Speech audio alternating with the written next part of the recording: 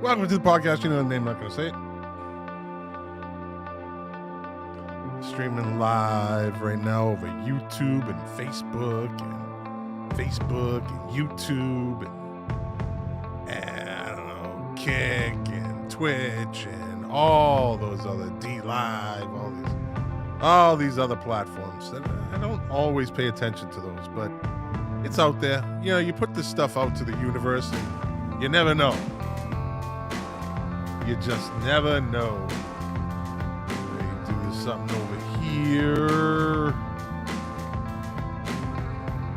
Yeah, so I've been gone for a couple of weeks.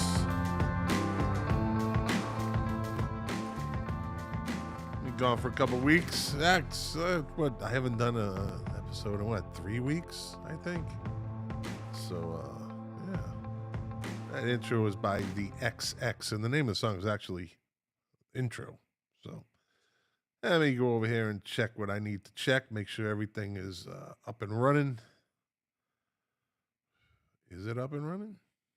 Is it going? It is. I'm seeing myself. Let's see if I can hear myself. Let's see. Intro. Yeah. All right. Is it up and running? I'm back. So you got, I always got to check these things. I'm seeing myself. I always got to check these things.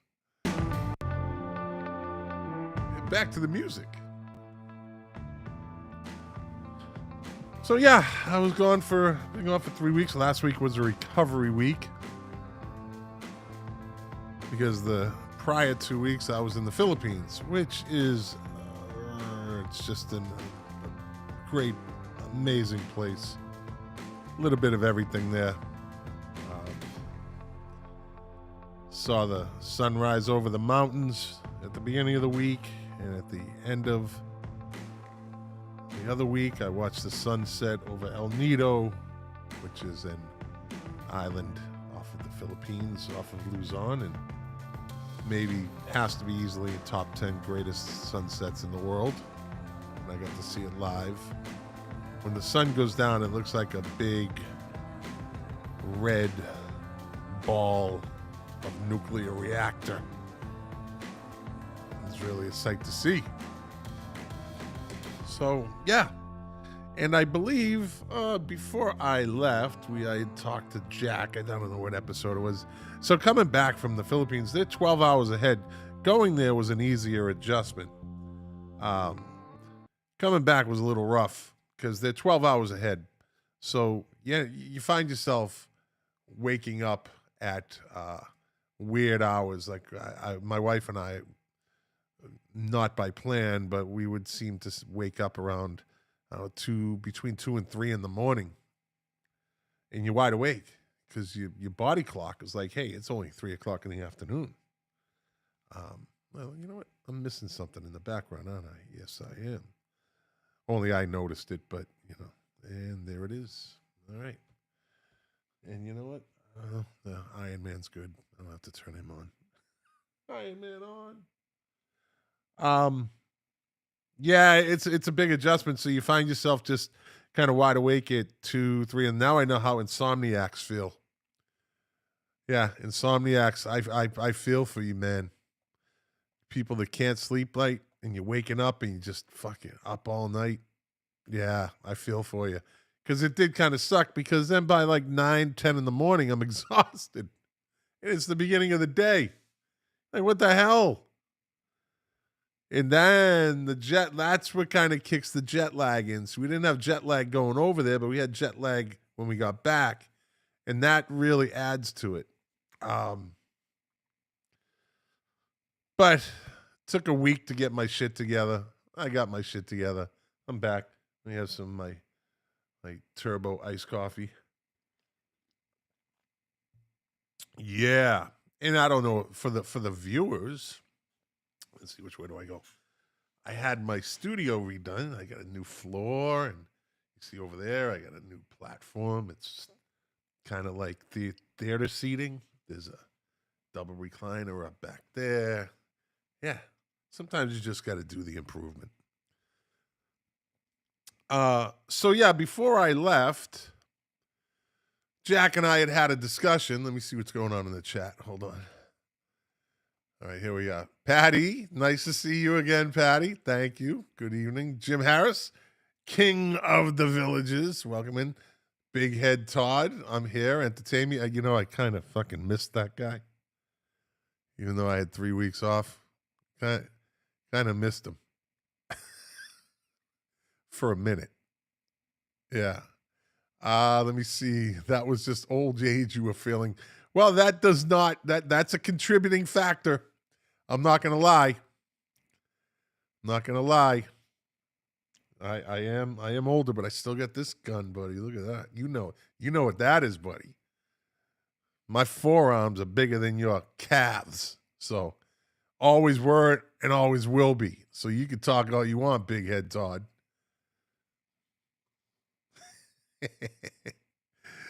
Yeah, so Jack and I had that discussion, right? We had that Hall of Fame, Rock and Roll Hall of Fame discussion. Jack came out of retirement temporarily, and we made our lists. And now he wrote it down. I didn't write it down, but I knew how this would play out. And he's like, no, this, that, like he always does. So let's get right into it. Let's get into who got inducted into the Rock and Roll Hall of Fame. First of all, let me pull up who was eligible. Let me see. Give me 1 second. Let me go to Gemini. Just say, give me the list of everybody that was eligible. Come on, Gemini, you can do it. Oh, of course it. Give me the list of everybody that was eligible to go into the Rock and Roll Hall of Fame. So, it was Jeff Buckley, Phil Collins, Melissa Etheridge, the Black Crowes, Mariah Carey, Billy Idol, Lauryn Hill, Iron Maiden, INXS, Joy Division, New Edition, Oasis, Pink. That needs to go. Sade, Shakira, Luther Vandross, and Wu-Tang. Now, I know that Jack, in all Jack's infinite wisdom for all you Jack fans out there, oh, Jeff Buckley is going to get in. Jeff Buckley's going to get in. Jeff Buckley needs to get in. You know how influential Jeff Buckley is? And my question was, who the fuck is Jeff Buckley? That's the question people ask. Who the fuck is Jeff Buckley that he should be in the Rock Hall of Fame? He's like the Black Crowes. Black Crowes should be in. Black Crowes should be in. I don't know about the Black Crowes either. I like him, but I don't know. And I think we both picked Phil Collins. I thought Mariah Carey should be in. Melissa Etheridge, I said no. I believe Jack said yes. Billy Idol, I think we both agreed. Lauryn Hill, I think we both said it shouldn't be in there. Iron Maiden, I think was a 50-50. I might go out on a limb and say maybe. I remember I had a thought about Iron Maiden, and I'm not going to say whether it was. I think I was on the fence with them, and maybe thought they wouldn't get in. I don't know. I thought INXS would get in. I think he thought so also. Joy Division, New Order. We both knew New Edition wouldn't get in. Oasis, we both said would get in. Pink, we both said wouldn't get in. Sade, I said would get in. He said she wouldn't. Shakira, Luther Vandross, I thought should have been in. And Wu-Tang Clan, I don't think should have been in. So, with all that said, let me pull this up on the screen. And, all right, let me go over here.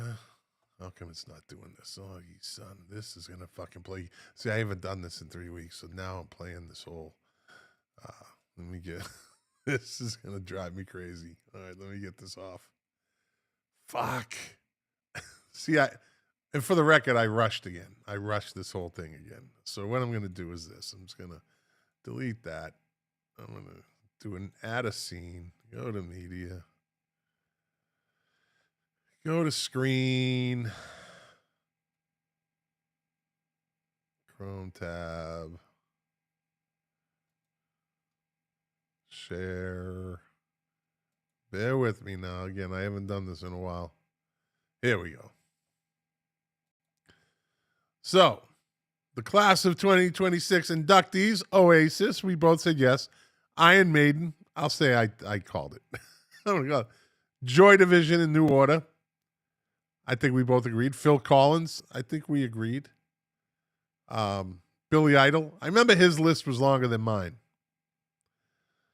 Sade, he said she would get in. I said she would get in. I knew she would get in. I can't believe Mariah Carey didn't get in. I'm still kind of surprised at that. Yeah, still a little surprised at that. Let me check this over here. Oh, well, it doesn't matter. Chat.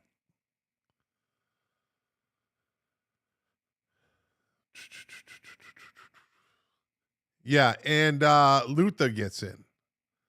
Luther gets in. Again, Jack has the list. I'm going to say, I'm always a Luther fan, so I'm going to say Luther got in. I called it. But I know Jack had picked Jeff Buckley, Melissa Etheridge, the Black Crowes. So I win. I win. That's it. I win. Jack loses. Not here to defend himself. I don't care because I'm going to read something to you here. Let me get back out of this. I'm going to read something to you here. I got a text from Jack the other day. And Jack said, I think you won our Rock and Roll Hall of Fame discussion. Of course I did. Of course I did. No Black Crowes, no Jeff Buckley. This is from Jack. I'm not making this up. I'll let you read it if it can. I don't know if the camera's going to pick it up like that. I don't know. I can go close. No, it's not going to pick it up. I don't know why it does that. I have to do an adjustment. But no Black Crowes, no Jeff. You're smart. I'm dumb. You're attractive. I'm not a good-looking man. At least he was right on those things. Jack, no, he knew what he was talking about there. Ha! Damn right, on both levels. Jack. Jack. So yeah, that's who's getting in. Now there is another list. It's like a sub list, and I have an issue with this. Let me pull this up. Let's do this. I have an issue with this. I don't like the way it kind of goes, how they do this. Now it's not there. Did I delete that? Hold on. Dun, dun, dun. All right. Let's try it again. Screen. Cancel. Fuck me. Bear with me. Bear with me. Don't go anywhere. I'm gonna do this. Screen. Window. Is it window? Yeah, here we go. Share.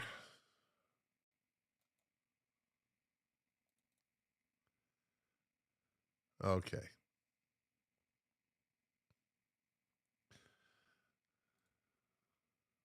get rid of that. Hide. And I'm back again. You fucking kidding me, right? Delete. Richie Rock. What's up, baby girl? You motherfucker. Add a scene. Media. Screen. Here we go. All right. I'm back on track again. So they have these sub categories. I'll just agree. I agree to everything. Let me see if I can get to it. Or was it on the other one? I think it was on the other one. Ah, damn it. See, this is I do this all the time. This isn't hard though. Just gonna switch this out. Let's get rid of this one.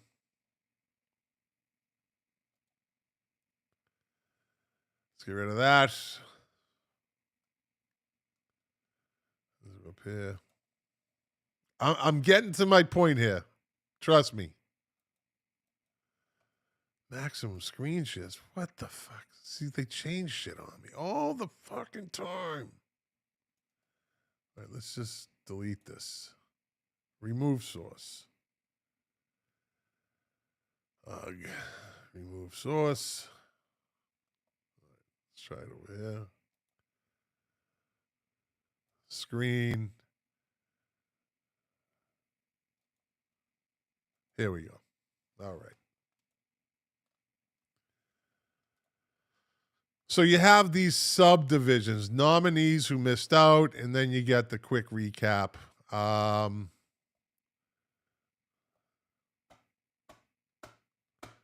fucking irritated right now. I am so fucking irritated right now. I had it all set up too. It doesn't matter. Fuck you. All right. Get rid of all of this. 25 inductions, feature exhibits, blah, blah, blah, blah, blah. Let's see where we're at with this. It's not even up on the screen. All right. I'll just read it.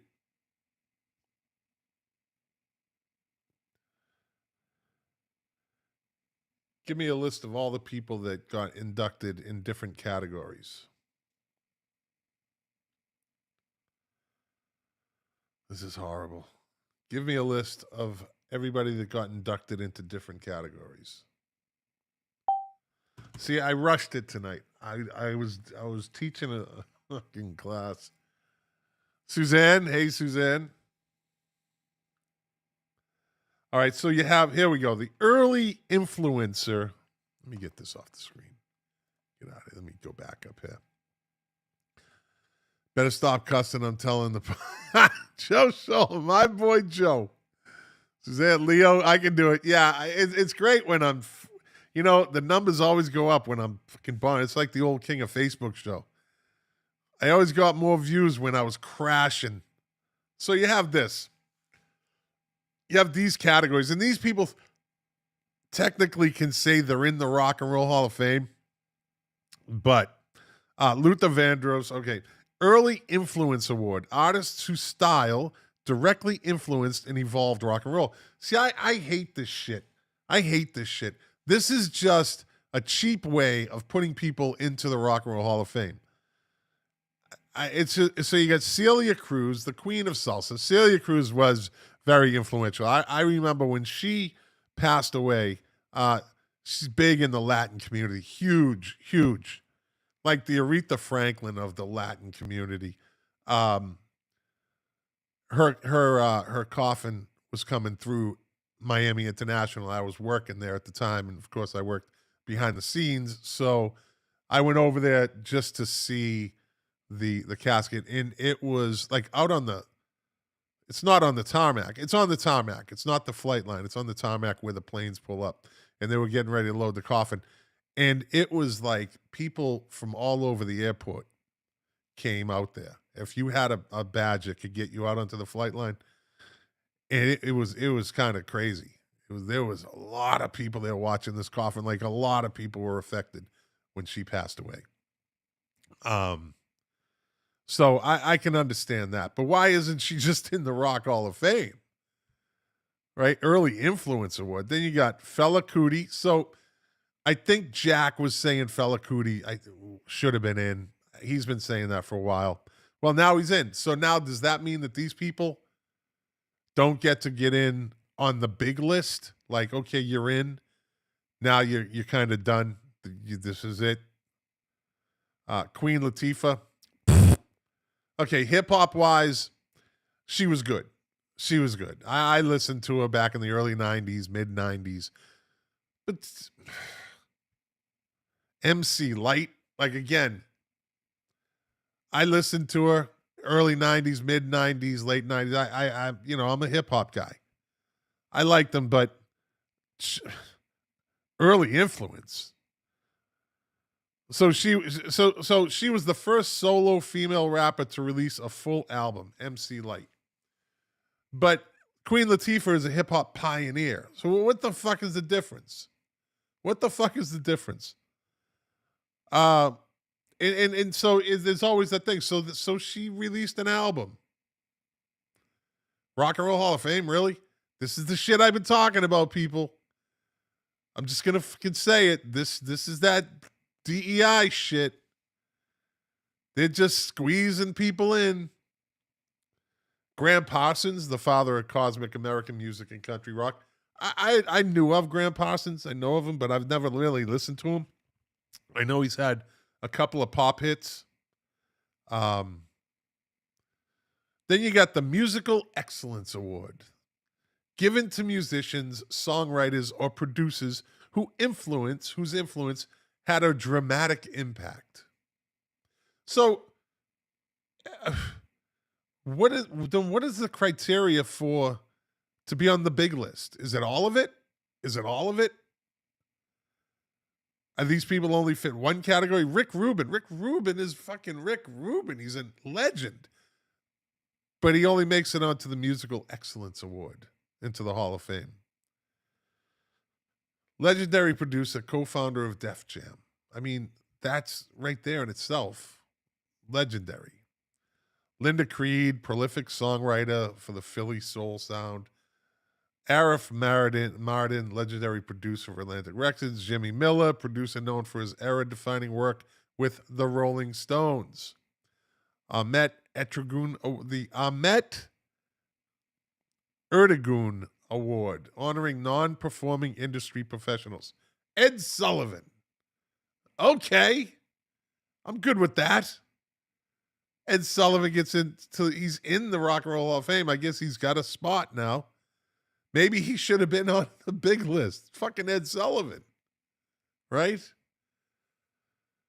Jody McDonald, so surprised Mariah Carey didn't get in. And who's Jeff Buckley? Exactly. Fucking exactly.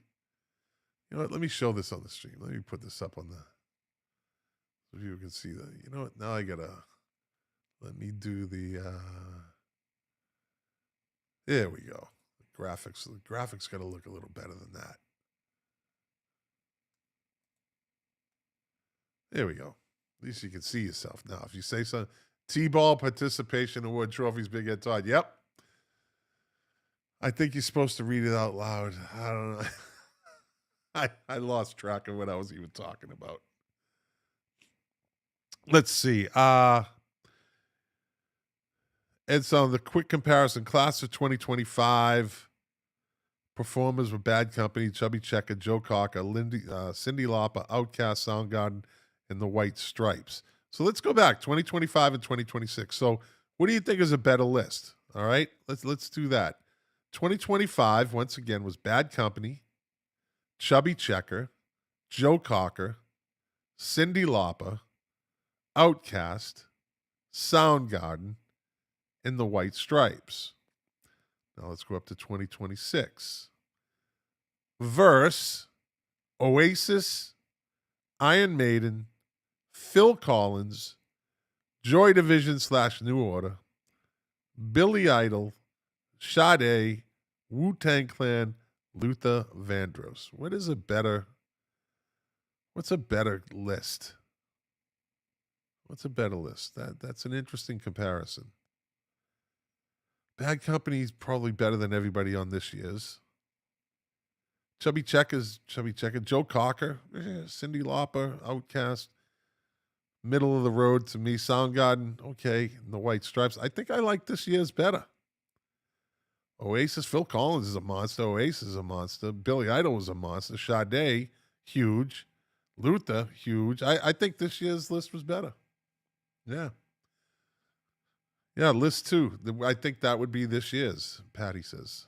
This year's as much. Yeah, I think it's better. So there you have it. That's who got in. We already talked about the bands themselves. I think someone had posted on Facebook that they were stunned that Sade got in over Mariah Carey. Sade is Sade. I mean, and nothing to take away from Mariah, because I always I'm a big advocate for her to get into the Hall of Fame, but Sade is Sade. She came first, and there was never anybody like her again. That's the thing. Mariah is a pop star, and there's been pop stars since her. Sade that is it. She's a unique animal right there. Still looks good too. Go look up, go check her out on Google. Like Sade today. Still looks good. Still looks good. Always a beautiful woman. Nigerian, I think. Yeah. Might be underrated in the girl department. Not sure. Those Nigerian girls. Huh. Who knew? The Nigerians knew, that's who. So, yeah, that's what we got there. Let me see what, I know I had something else. I got to fight this. I'm going to have to fight this shit again. Let me get rid of this. Let me get rid of this. I think it's there. Be there. Come on, just fucking be there. Be there. Come on. Chrome tab. You're not there. Let's go to window. Is it this one? I don't think it's this one. Let me open this. Share. No, it's, let me go over here. All right, here we go. I got it. Let's take a look at this. It's going to pop up on the screen. Come on. Come on. You can do it. You can do it. Now now it's just, I got the fucking, I fucking hate this. Here we go. Okay. But it didn't come up on the other screen. What the fuck is going on here? Let's get rid of this. Hide. Over here. Over here. This fucking thing. Here we go. Okay. Back on track. You would think I would sit down and kind of work this out before anything. So, does that go full screen?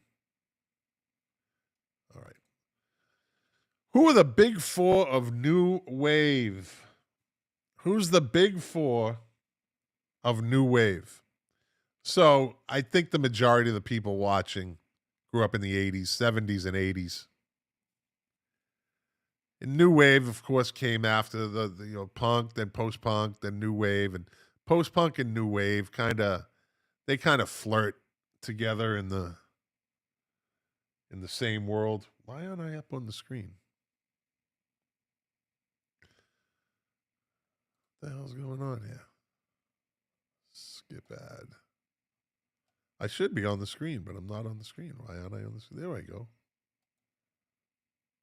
Yeah, okay. So if you were to think who the big four are of new wave, let's see. The number of incredible artists who fall under the new wave umbrella is both impressive and befuddling. The genre emerged in the late 70s initially as a way to describe the evolution of punk from rambunctious noise to more melodic sound. But as the 80s dawned, new wave became the catchphrase, a label often placed upon the band that featured a catchy hooks and synthesizers. Woo! And there was a lot of them. Woo! Cynthia Lauper. As such, people often struggle to define exactly what new wave sounded like, especially other subgenre terms like post-punk, indie rock, alternative started popping. Alternative came after new wave. So here we go. In some ways, a band undefined creative boundaries helped to make it great.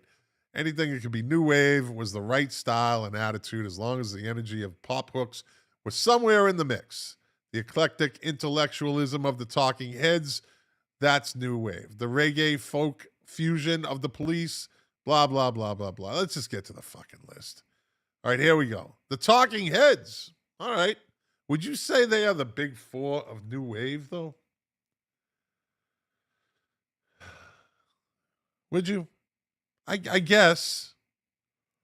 When breaking down what makes a band Big Four worthy, things like artistic merit, commercial success, influence on other artists, and having a lasting legacy all come into play. I mean, I'm not disputing this.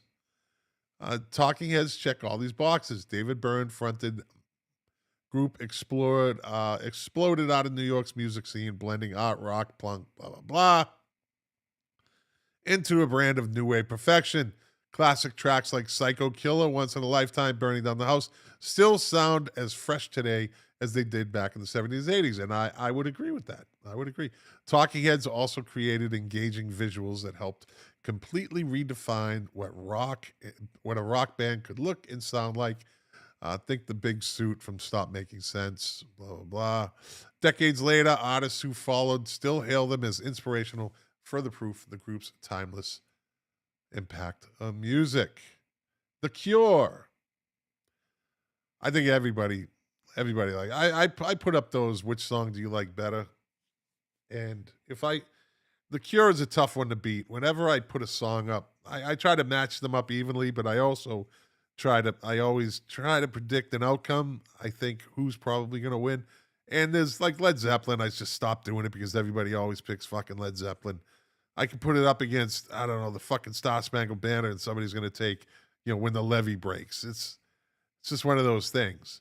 The Cure, I think, is one of those bands. No matter what song you put up that people know, because, people like The Cure, but they're not total Cure fans. Like, they like the songs they hear on the radio. They like the videos, but do they go deeper? That's what I always... If I played a Cure song that wasn't, a popular song, would anybody pick it?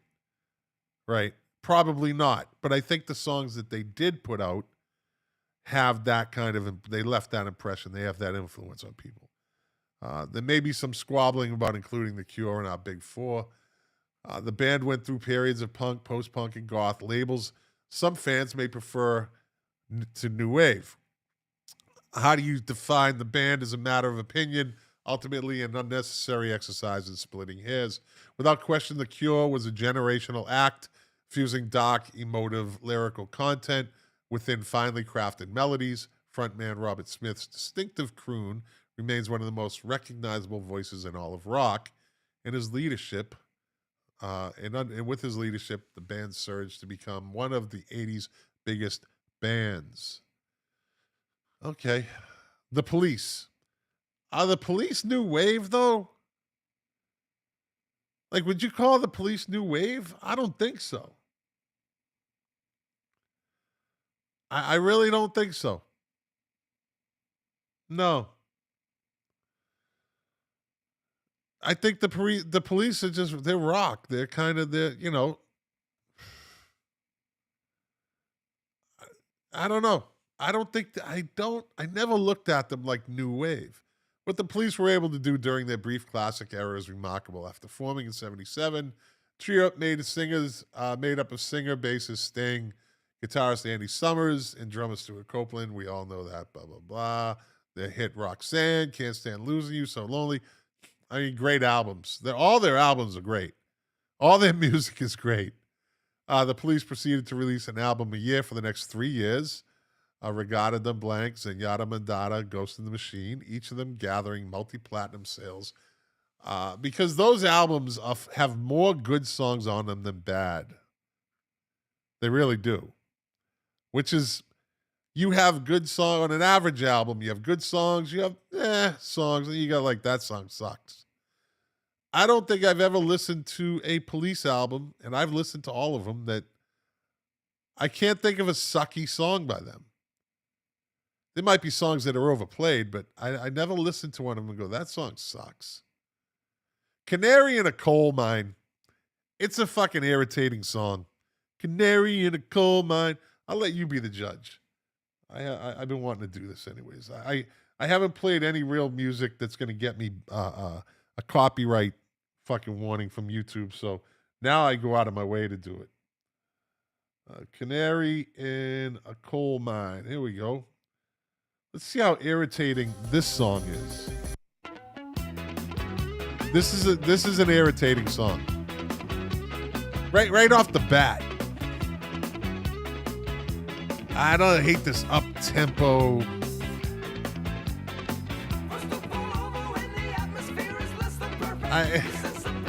I mean, it's catchy. It's got a good beat, and you can dance to it. I don't know. Definitely not one of their better songs. Irritating song. The fifth and final album, Synchronicity. What a way to go out with an album like that, right? It's like if U2 quit after Joshua Tree, which I think a lot of people would wish they had.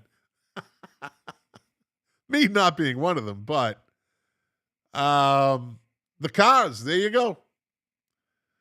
One of the primary characteristics of new wave music is its polished, pop-leaning style, an evolution that maintained punk's energy but brought in a more radio-friendly sound. No act made a better use of ear-catching melodies than the Cars, the beloved Boston band fronted by Rick Ocasek. So, interestingly, Ben Orr, right? Ben Orr, or it's like Ben Orzabek or something. He's originally from, I think, Cleveland. He's Slavic or something. If you see, he's buried with his family. It's in Ohio. And if you look at I saw a picture of his gravestone. And it's just a simple, very simple, and it's next to, it looks like a couple of family members. And they're all like it's probably like maybe 2 feet at the highest off the ground. It's got the 45-degree slant with the nameplate. And his says Benjamin Orr. It doesn't, but next to it, you can see whatever relative you can see. It says Orzabek or whatever it was, which I thought was interesting. And you see it, and it's very simple. It's a very simple headstone. Unfortunately, he of course, he passed away from pancreatic cancer, which was, I didn't really appreciate it. Like, I didn't, at the time, it didn't really bother me. I grew up with the Cars, and Cars in Boston, I was kind of thought it was oversaturated after a while. So, like, you stop really, when you're around it so much, you just kind of stop. Let me see. The Police are not new wave or alternative. They were just pop band. Yeah. The Cars are pop also.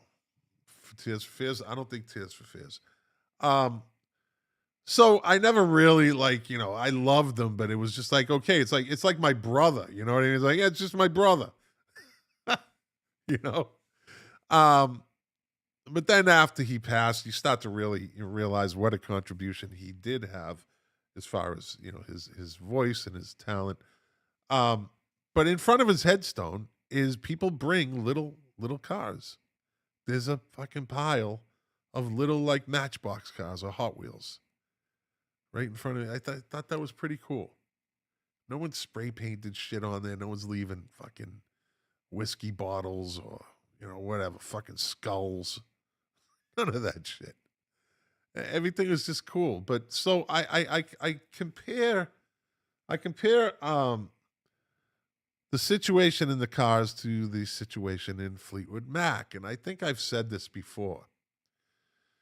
So in Fleetwood Mac, you have two primary lead singers, and it was Stevie Nicks and Christine McVie, right?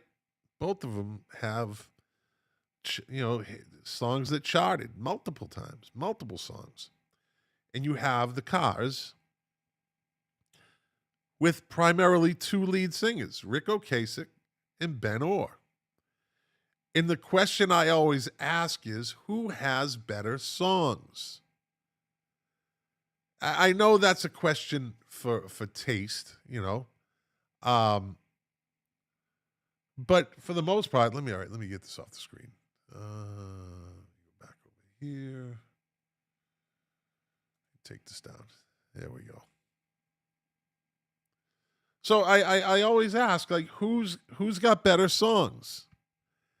Christine McVie? Who do you like? Christine McVie or Stevie Nicks? Like, if you had to choose an like a best of. Sorry, I don't understand. Well, I'm trying to fucking explain it to you. Do you understand that? I don't know who that was. Sometimes I don't understand myself. So, um, so who do you like better? Christine McVie, Stevie Nicks. If you had a choice of like, okay, I want to listen, just it's one or the other. It's Sophie's choice. Rick Ocasek or Ben Orr? I mean, Ben Orr sang some of their legendary songs, but so did Rick Ocasek. So it's kind of hard to choose. But I'll tell you what, this song, I have been. You've heard me talk about it before. When you rediscover a song, and when you hear it again, and you're like, oh shit, that's a good fucking song. Like I forgot how good that was because either you haven't heard it in 25 years, literally sometimes, or you've heard it so much. Like I use Whole Lot of Love as an example. Whole Lot of Love. Yeah, I heard it a million times growing up. Every fucking party I went to in Winthrop, Whole Lot of Love came on. It's a big song. Then you're like, I had enough of that shit. Enough. But then you're driving along one random Wednesday at fucking, I don't know, 2:30 in the afternoon, and Whole Lot of Love comes on, and you're like, I'll listen to it, and you're like, damn. Wait a minute. I fucking like this song again. Like, well, I don't know how that happens. I don't know if it only happens to me. I don't think so. But I think it happens. You just rediscover something. This song, I heard it on either a Facebook reel or like a TikTok fucking video that someone posted or something. But I have been fucking obsessed with this song by the Cars. It's like at this point in my life, it's my favorite Cars song like of all time. And I love every song on Candy-O. Candy-O, I think, is their best album. Um, Let me see. Music Relish Show. Without a doubt, Christine McVie or Ben Orr. Lightfinger Perry Dedovich, the AI. You know what, buddy? I think I'm with you. Oh, by the way, let me stop right here. I have to say, while I have light-fingered Perry Dedovich, the AI, while I have him here, I watched the Music Relish podcast. I get a kick out. I don't watch all of them, but I watch them. The other day I was watching one. Now, some people know and some people don't. There's new listeners, there's old listeners, there's listeners that have been here from the beginning, like Big Ed Todd and Patty and a few other people. That Mark Smith and Lou Colicchio were they sat in for like a year. They did a lot of episodes on this, and unfortunately, it came to a thing where something happened, and it's just a thing, and that we had to discontinue that partnership, which kind of, looking back, it might have been able to be handled a little better, but at the time, it just happened, right? We all do or say things that sometimes we kind of look back and you're not 100% like, oh, I really fucked up, but you kind of have that kind of when the dust settles and the feelings and emotions kind of slide away. You're like, yeah, you're kind of sorry that it kind of went down like that in a way. Like it's just not 100%. It's just that little bug in the back of your head. So I'm watching Music Relish the other night, and they always have good topics. And I love the whole format and the style of it, and the way they're very, very consistent. And unlike me, they are very consistent. And it was surprising. They started talking. They showed the video. Perry put up the video by the what is it? The Shondells or something like that for Dirty Water. And Boston, my home and all that. And I know that probably I kind of pop up because I'm their friend from Boston. Well, 2 out of 3. So, but that's the point. During their discussion, Lou, who we had a falling out, Lou actually, and I kind of was, I was wondering if, I don't know why, I was wondering if something was going to get brought up because it's Boston, the thing. And Lou says he brought out a fact like Lou always does. Lou is very good. He's very, very good. And he said, I believe we talked about this on Milk Crates and Turntables. And I think he had a little like afterwards, like, what did he say? Like, in another time or something like that. But Perry, you can tell him I said this if you're still watching. I was pleasantly surprised and I was kind of cool. I was like, that was pretty cool. That was pretty cool. You know, I always liked Lou. I liked him better than Mark. No, don't think that. I love them. I love all of them. But Perry, if you want to deliver the message, say that I appreciated that he mentioned it. It showed that he doesn't hate me as much as he used to. I just think it was pretty funny. And Patty, she commented in about when Mark and Lou used to be on. It was great while it lasted. Exactly. It was. So yeah, I'm glad Perry popped up. It reminded me. I wanted to mention that I was pleasantly surprised that Lou mentioned the podcast, which was good, which is good. But anyway, back to the song. See, that's what I do. I fucking trail off, don't I? I trail off. Perry says, "I will be done." I trail off. I don't. It's fucking my PTSD or something. I don't know. But I don't. I do that all the time, and I'm like, if I was watching this, I'd be like, get to the fucking point. As I continue to ramble on, and I'm going to get to the point right now. I promise you. This song, I've been obsessed with this song for about a month now. I absolutely fucking love this song. I love this song, and I don't care what's going to happen. YouTube, give me a copyright strike. But this song I fucking loved it. I don't know what it is. That I'm so obsessed with this fucking song now. It's Heartbeat City. I don't know why. I fucking love it. Oh, Heartbeat City, here we come. It's the way that it transitions. It has beautiful transitions. In the rhythm, the backup singer. It just all fucking works. As long as Jackie's back in town. This is the part. I love this little break. I'm glad you made it. I can't complain. I love that it moves to another. It's like layers. What took you so long? It's just the way it's just produced. I don't know. What took you so long? I thought you knew the way. And so and then it crescendos right there, and then all of a sudden, the noise electric never stops. Then it starts that build again.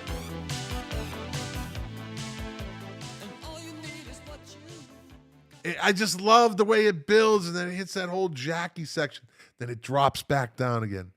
I don't know. And the harmonies in the background are fucking beautiful. I've been obsessed with this fucking song.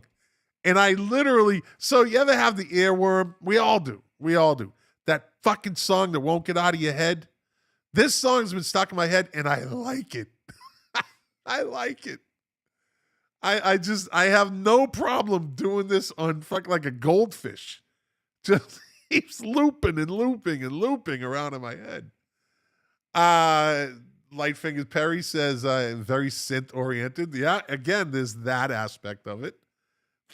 But I just love the production of it. I love you know what it is? It's kind of like, it's almost Beatle-esque in a sense, now I'm not comparing it to a Beatles song, but it's Beatle-esque in a way where the Beatles, or Paul McCartney and John Lennon could, like Paul McCartney songs are notorious for that type of production, that type, like Uncle Albert. Uncle Albert is a perfect example. Uncle Albert is almost like 3 different songs or 4 different songs in one song. This gives me that kind of feel where you start off at this point, then you're in a whole nother like world of the song, and then it goes back to the beginning and it just crescendos up. I don't know. I fucking can't explain it. I'm glad I got that off my chest because I'd tell myself this and I would argue with myself. Well, I don't know. That's stupid, but I'm not the brightest bulb in the house sometimes. This big head Todd would want to tell you that. Big head Todd with the skinny calves. He's got it all upstairs. He got it all in chest and shoulders and back, and you know, he got a V frame, or he used to. I don't know. He's old now, but then his legs are like like my finger. I gotta take these shots while I have them. Dave Phillips. Dave Phillips has this stuck in his head. Why the hell would Dave Phillips have this song stuck in his head? I don't know.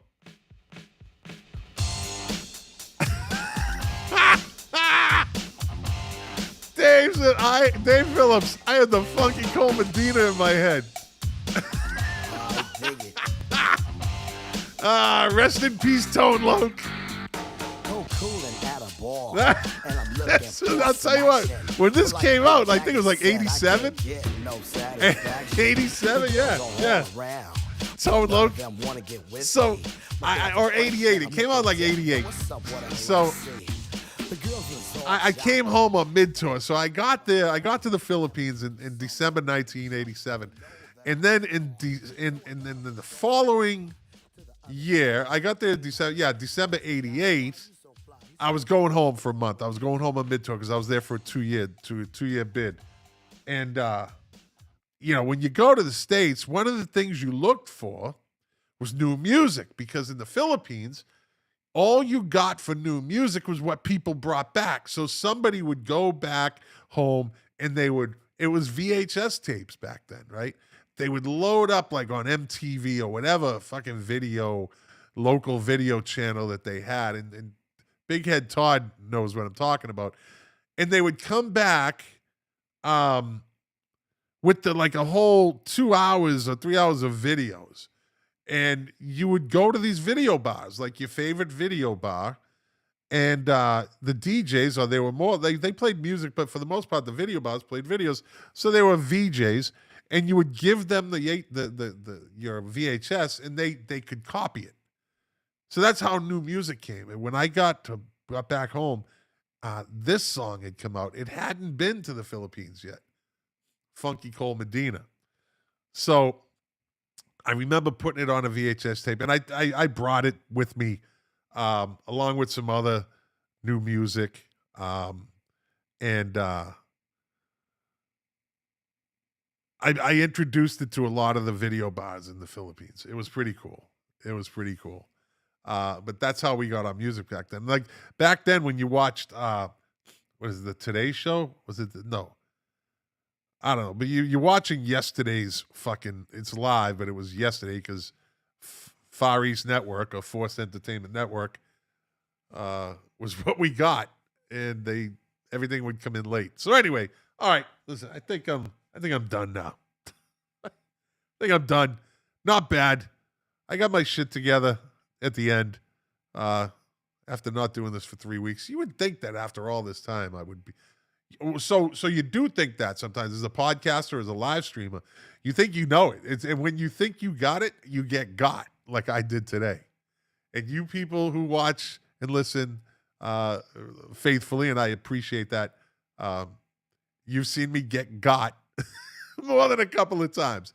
You can't just walk into this. I got everything in front of me. I got everything cool. I got my laptop here. I'm watching myself while I'm doing this on the screen, and but there's always that one thing. There's that one thing that fucking pops up, and that is the life of a live streamer. You got to be on your game. You got to come in and you got to be prepared all the time.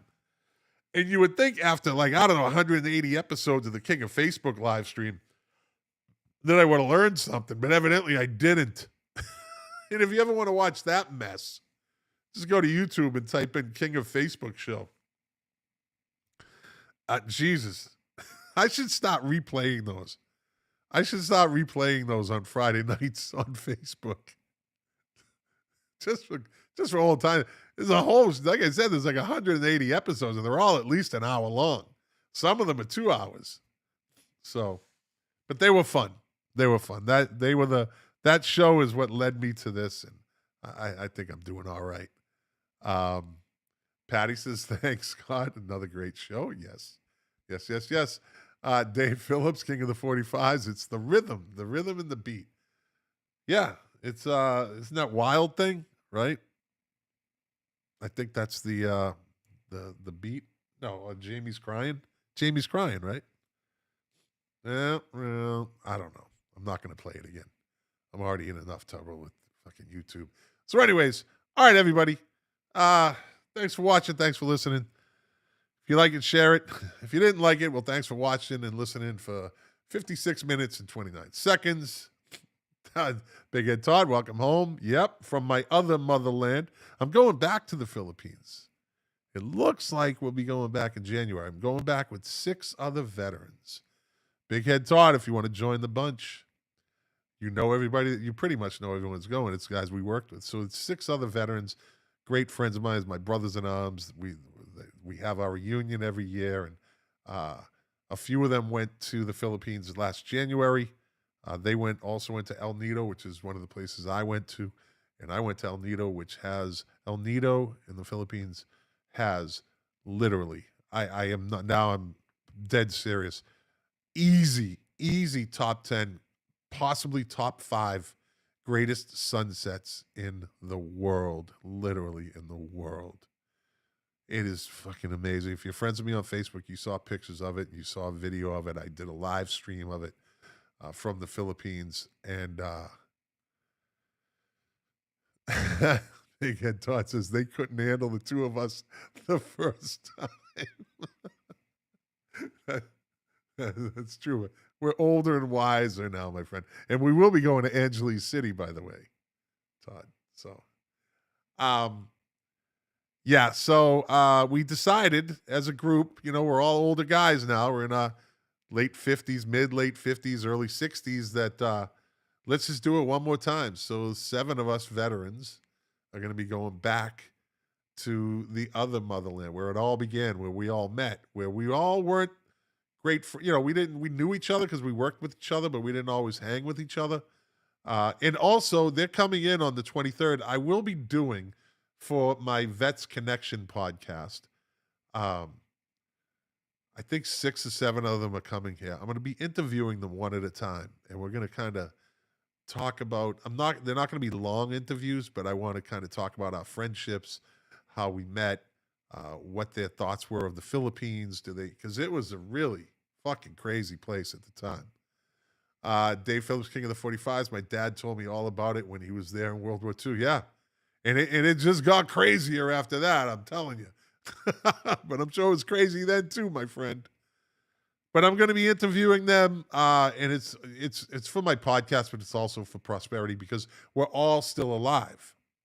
And I say this, I know this is a music podcast, but we're all still alive. We're all still healthy.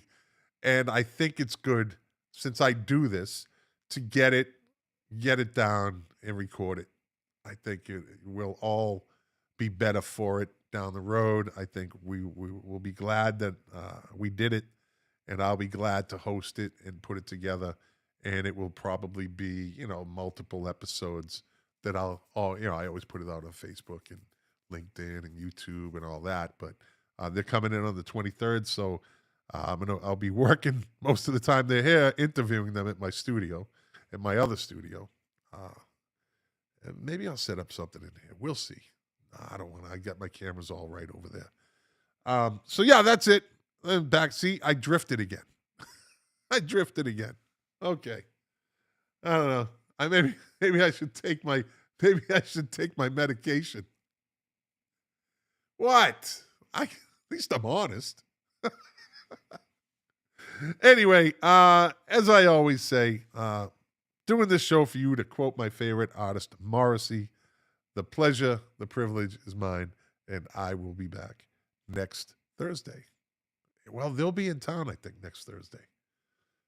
Next Wednesday. Maybe I'll be on Wednesday. I promise you. Not that you care, but anyway. All right, I gotta go.